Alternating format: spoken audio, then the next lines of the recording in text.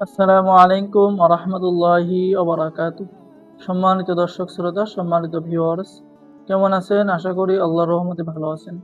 আজকের ভিডিওতে দেখতে পাচ্ছেন হক্কানি তাবিজাত ও আমলিয়াত রাফিকুন নেসা কিতাব। খুবই প্রাচীন এবং পরীক্ষিত কিতাব, ঠিক আছে?